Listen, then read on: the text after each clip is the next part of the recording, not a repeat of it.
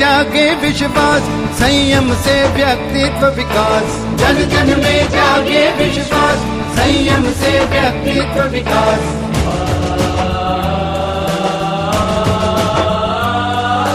जन जन में जागे विश्वास, संयम से व्यक्तित्व विकास। जन जन में जागे विश्वास, संयम से व्यक्तित्व विकास।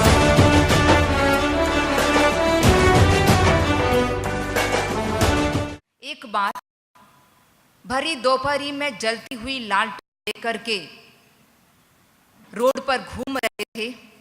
उनको इस प्रकार घूमते हुए लोगों ने देखा, बड़ा आश्चर्य हुआ, कुतूहल हुआ, जिज्ञासा पैदा हुई कि इस भरी दोपहरी में जलती हुई लालटेन लेकर के चलने का कारण क्या है।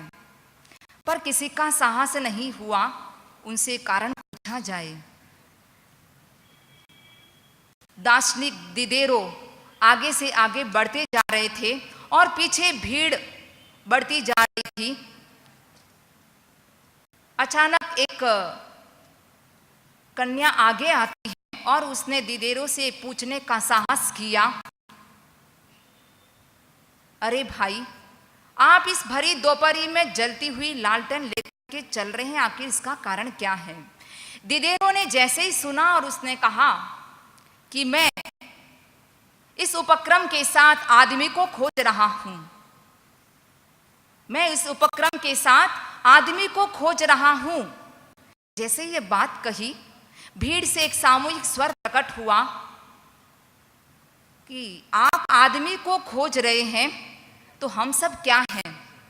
आप आदमी को खोज रहे हैं तो हम सब क्या हैं।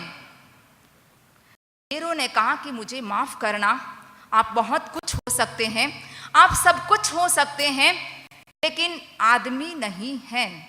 क्योंकि आदमी वह होता है जिसमें आदमियत होती है, इंसान वह होता है जिसमें इंसानियत होती है, मानव वह होता है जिसमें मानवता निवास करती है। लेकिन मुझे वह मानवता नजर नहीं आ रही है।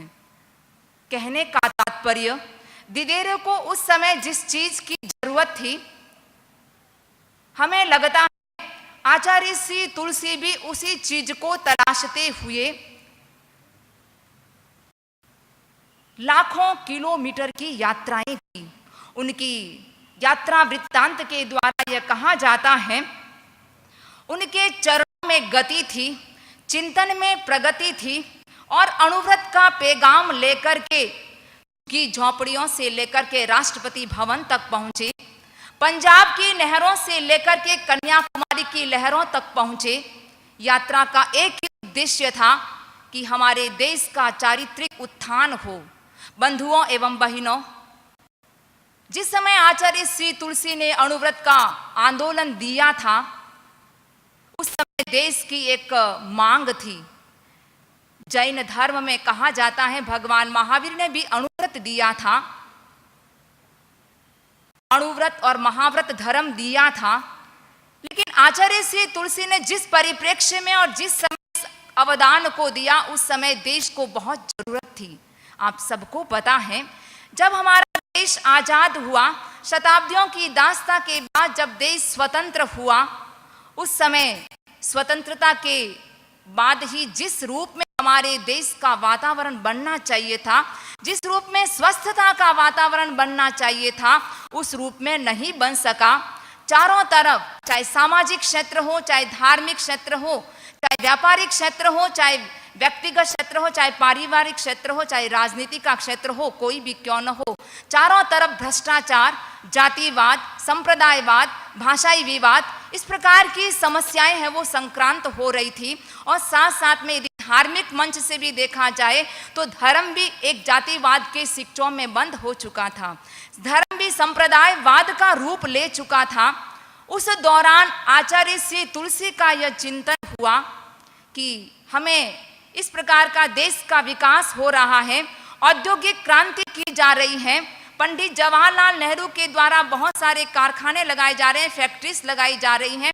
एक बार जाकिर हुसैन आचार्य श्री तुलसी के पास आए और उन्होंने कहा, अपनी बात रखी, आचार्य जी, पंडित जी ने हमारे देश में बड़ी औद्योगिक क्रांति की है, बहुत फैक्ट्रीज लगाई हैं, प्लांट लगाए हैं, सब कुछ किया है, लेकिन मानव को मानव बनाने का कारखाना तो आपने ही खोला है।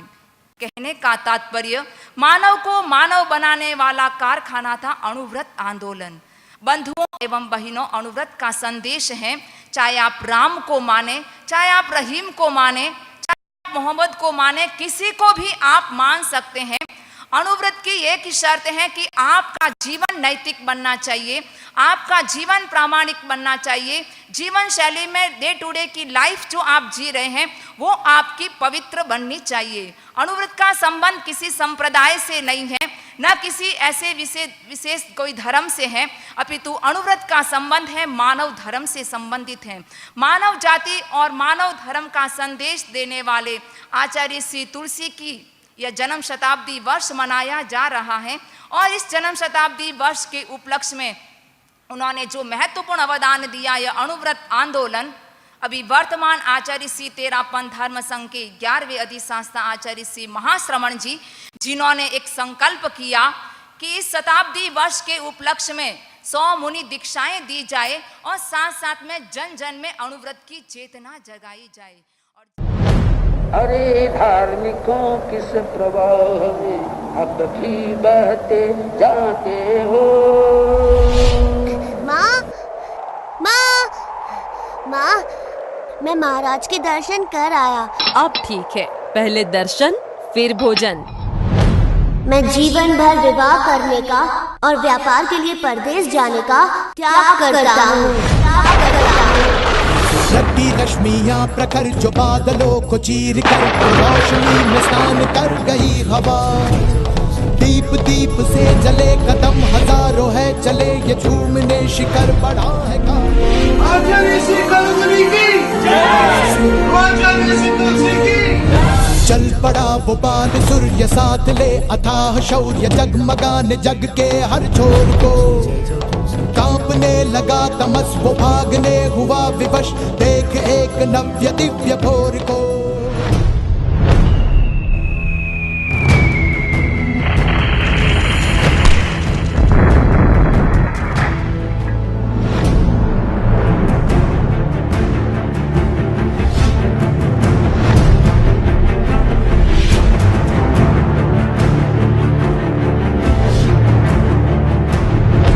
असली आजादी अपनाओ। दिव्य तेज के तले असंख्य वृक्ष है फले, वो सूर्य जाति रंग वर्ग से परे। हाँ, मैं तैयार हूँ। मैं भी संकल्प लूंगा। मैं तैयार हूँ। हम भी ये संकल्प लेंगे। क्या धर्म इतना कमजोर है कि किसी के छूने मात्र से भ्रष्ट हो जाए? मैं समाज की बेटियों से आह्वान करता हूँ, उनका ये संकल्प हो कि वे उस घर में विवाह करने से इनकार कर दें जहां दहेज की मांग हो, दहेज का ठहराव हो। मैं ये संकल्प लेती हूँ। मैं भी ये संकल्प लेती हूँ। मैं भी।